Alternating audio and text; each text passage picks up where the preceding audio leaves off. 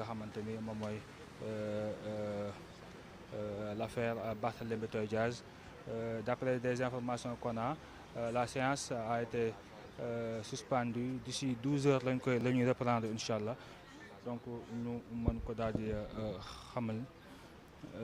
mbokk yi ñuy seetaan donc su baaxee gars yi c'est bon. ok ok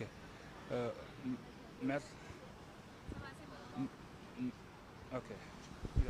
maître ñu ngi maa ngi leen di fay. waaw xam nga audience su Cour suprême du audience yoo xam day bëri wax parce que audience sur Cour suprême c'est une audience écrite mooy lépp loo xam ne fi da nga ko fi wax wala nga def ko fi lu ñuy bind la ba pare te li ñu doon bind lépp bind na ko fii soo fi ñëwee rek da ngay gàttal looloo tax du yàgg donc lu ñu waroon wax nañ ko. léegi Cour suprême nee na dogalam su midi jotee la koy wax donc ñu ngi xaarandi ba midi jot ñu xam lan la dogal may wax ne man de xaw ma lañ lay dogal waaye am naa sañ-sañ wax ne xel dina tey non pas que wóoluwuma leen wóolu naa leen parce que muy Cour suprême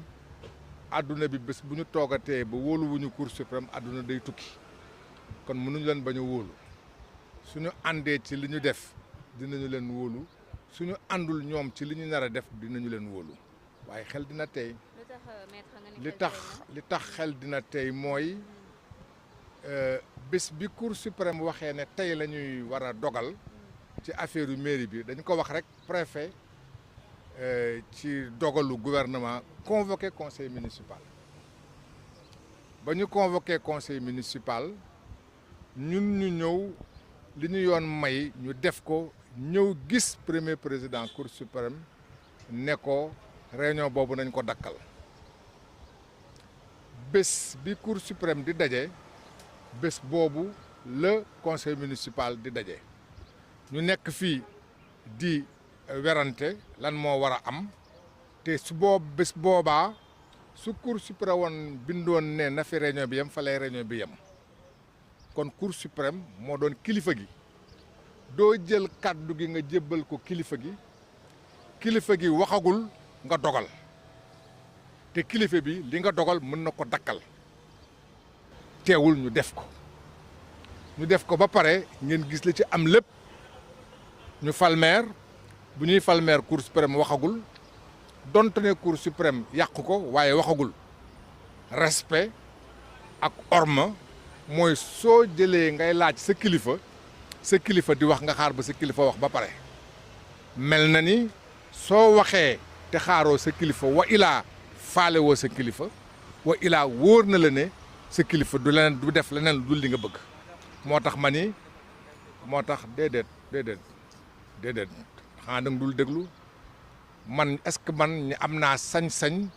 est-ce que man avocat est-ce que man mën naa wax Cour suprême complice te bul ma wax loolu li ma waxul waxuma loolu dañuy wax loolu dañu lu ñu wax nee naa leen su ma àndee ci li ñu def wóolu naa leen su ma àndul ci li ñu def wóolu naa leen am naa sañ-sañ ànd ci li ñu def am naa sañ-sañ nag amit ñu pare ma ne ànduma ci li ñu def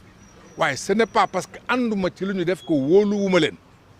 dañu ne ñu loolu nañ ci déggoo ba pare balaa ñuy demaat waxaat leneen donc wóolu naa leen mën naa ci ànd wala mënu ma waaye nag sama xel dafa tey ndax ni nga xam ne moom la administration doxalee ak ni nga xam moom la gouvernement bi doxalee looloo teyal sama xel ndax loolu dafa mel ni li ñuy wax passage en force or am na nu muy demee passage en force soo ko defee ba pare dina jafe nga dellu si ci ginnaaw. Ce que je voulais dire nous sommes devant la Cour suprême et devant la Cour suprême la procédure est écrite elle n'est pas orale et les intervenants sont autorisés à faire des observations orales pour résumer ce qu'ils ont écrit. Donc la présence des avocats et leur prise de parole n'est pas nécessaire. On s'en rapporte à ce qui a été écrit. C'est pourquoi les audiences de la Cour suprême ne sont pas des audiences de longs débats, c'est des audiences très courtes. Et la Cour suprême a décidé de délibéré à midi. En ce qui me concerne, l'essentiel a été dit et écrit, et que la décision relève de la Cour suprême, même si fondamentalement nous avons des craintes.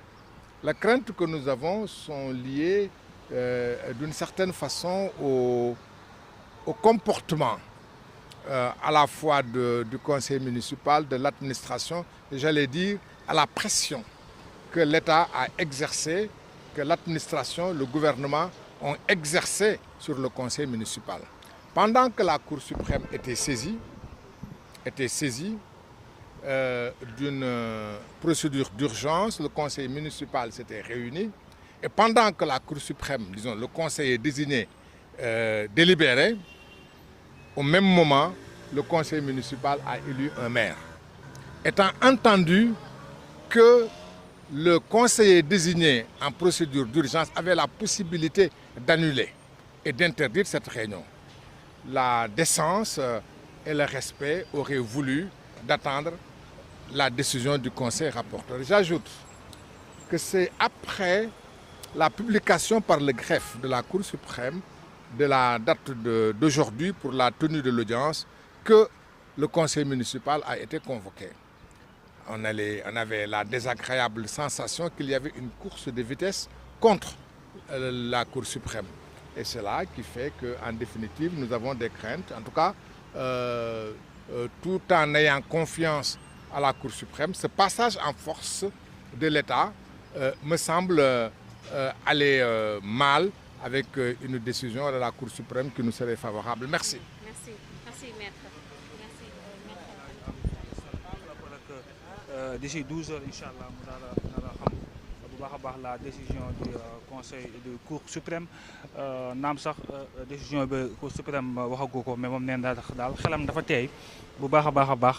ci li nga xam ne moom mën na am tout à l'heure ndax bu xëyee loolu dañuy jàpp ni kat li nga xam ne moom mooy ndogalu